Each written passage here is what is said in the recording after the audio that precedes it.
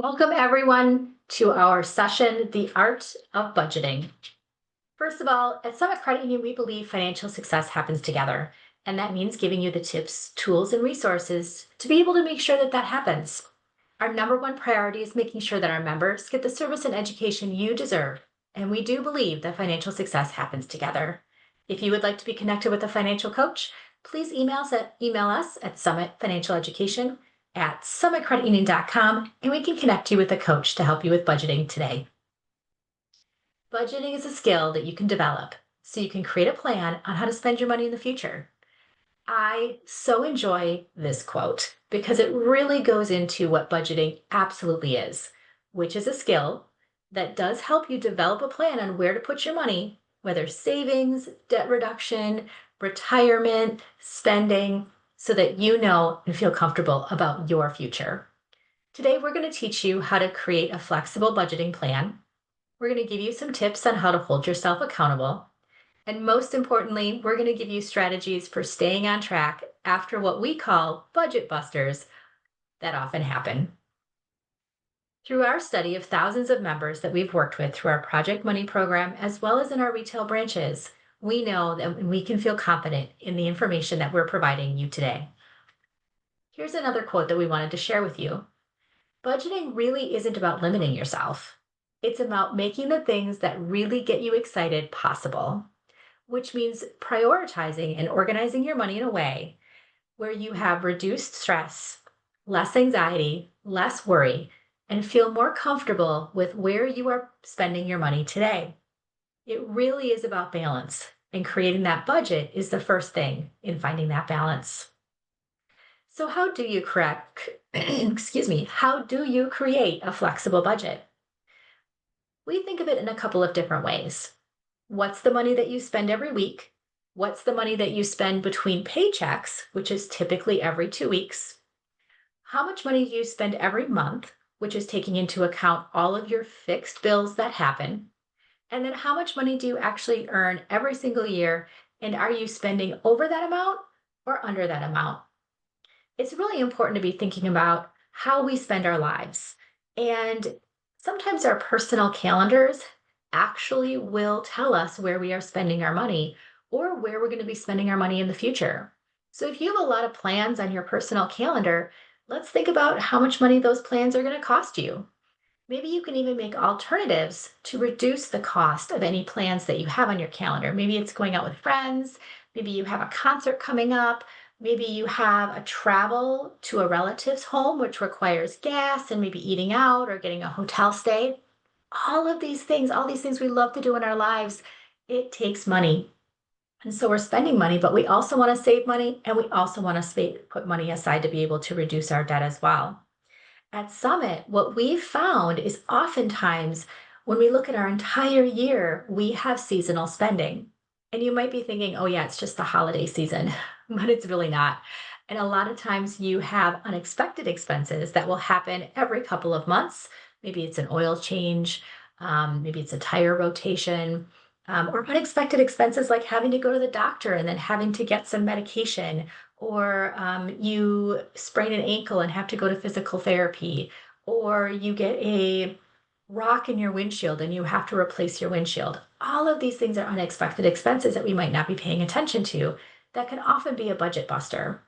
So, one of the things we talk about often is potentially, especially in cold and warm weather states like the state of Wisconsin, you might be budgeting from October to April, which might be cold weather, and maybe you do some cold weather activities. But then from May to September, when it's really nice out, you tend to spend a lot more money because it is nice out and you're out going and doing things and spending time outside. So I encourage you to be looking at seasonally, where do you spend your money? Are there certain times a year where you're spending more money than not? Take that into account with your budgeting and know that your budget will change at certain months of the year versus other months of the year and factor that in. Maybe you're spending a little bit less in the months that you're not spending money in so that you can spend more money in the months that you do have things going on so that you're not relying on credit cards or dipping into your savings account. A next strategy that we have for you is to think of the last 5 purchases that you made and determine if they were wants or if they were needs. Do they align with your future goals?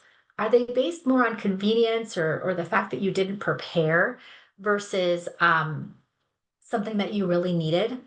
Are they routine expenses like going to the grocery store or buying household supplies? Are there things that you just wanted because you were hungry at that point, or you saw something on sale, or something came up where you were trying to solve a solution to a problem that you had? So think about those purchases and determine just in your mind, are they good purchases for your needs, or are they want purchases, which might be great as well, but could you afford them? Now, here's another big strategy for you. We have some homework for you. We recommend tracking your spending for 2 months. There are 5 steps in order to be able to track your spending for 2 months, and here they are. So, we recommend that you use our budget worksheet, which is located on our website at summitcreditunion.com. You could just go up into the search menu and type in budget worksheet. We do also have a daily expense worksheet where you can search for that as well. Those are downloadable. You can put those into Excel or Google. And we do have our online banking's financial wellness tools that you can use too to be able to track your spending. We highly recommend that you go back to your pay stubs and look at your income as well as all of your bills for the month and fill them into the budget worksheet. Then I want you to go to your checking account as well as your credit cards and see how much money you have spent or put on those credit cards during the month. Because even though you put things on your credit cards, it's still stuff that comes out of your monthly budget or your monthly income for that month. Next, we want you to add up each category that you have put your spending in: gas, groceries, household supplies, eating out, entertainment, different things like that. Put that all in the worksheet and then look at the net income on the bottom and see if you have an overage or if you have a shortage. This is going to give you a really good idea of how you're spending your money over the next 2 months, and it'll really help you begin to evaluate what you can do to cut back so that you can increase your savings and reduce your debt and plan for things that you want to be able to do. We also highly recommend using these tips to hold yourself accountable when it comes to your spending. Number one is savings accounts. At Summit Credit Union, we have multiple savings accounts where you can actually open them up with zero balance. You don't need to have a minimum in them, and you can put money in there for vacations or medical expenses, or if you have a pet, for future pet expenses. We highly recommend that you use our online tools, such as our mobile app and online banking. And know that inside online banking and our mobile app, you can actually set reminders for yourself when it comes to your money. So go ahead and research that. It might even be to get a text alert when your checking account dips below a certain balance. And then, of course, all those apps that are out there, we don't recommend a specific app for you to use based on your money management, but there are many, many out there that you can choose from and choose to evaluate from if you're looking for something a little bit different. And then also know that we do have a spending analysis, a spending forecast inside our financial wellness tools inside online banking. All right. I also want to share with you that when you're budgeting, again, sometimes we can be like, gosh, budgets are so limiting, but really it's thinking about what is your why.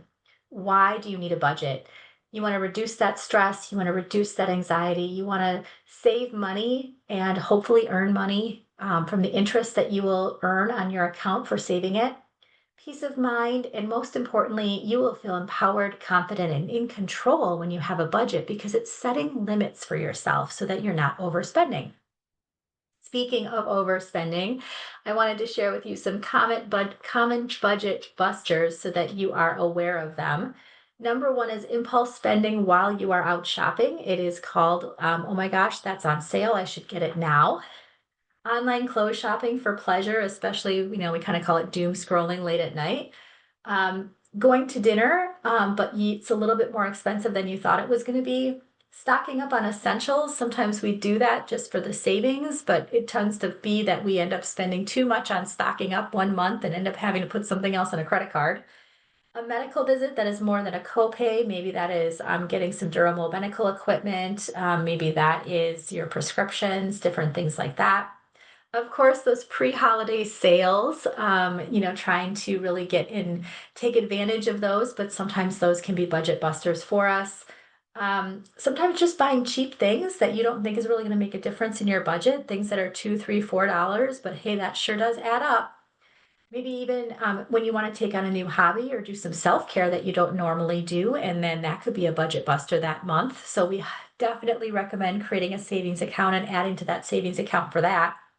Lifestyle changes, takeout or, the DoorDash type stuff, movies, music, and app purchases. Sometimes those can be hidden in our checking and savings accounts when we download those things from our streaming services and we just don't realize how much we're spending on them.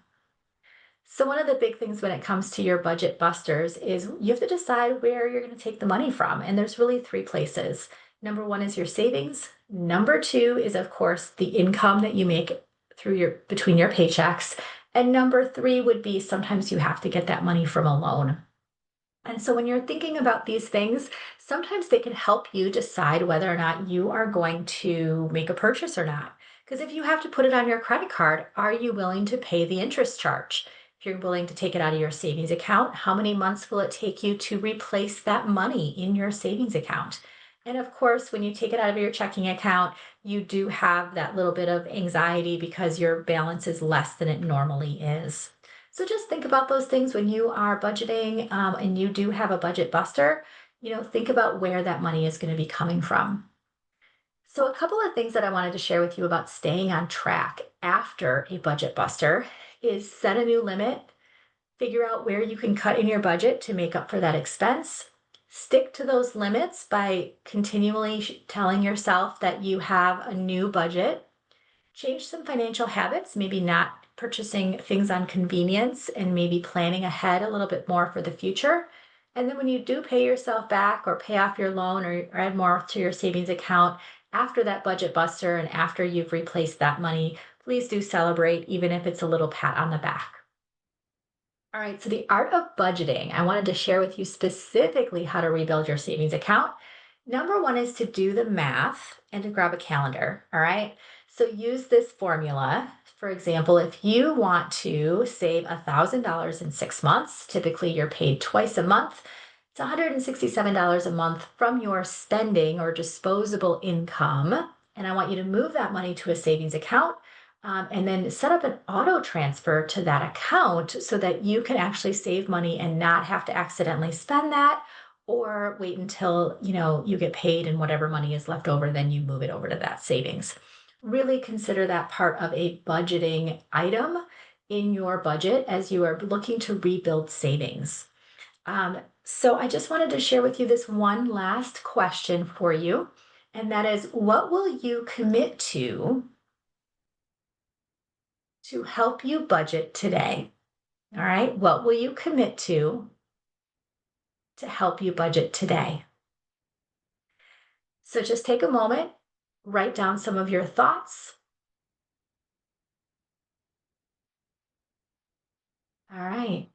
So I just wanted to say thank you so much for your time, for your attention today. And if you do need any help, please email us at summitfinancialeducation@summitcreditunion.com. Thank you so much for your time today, and be well.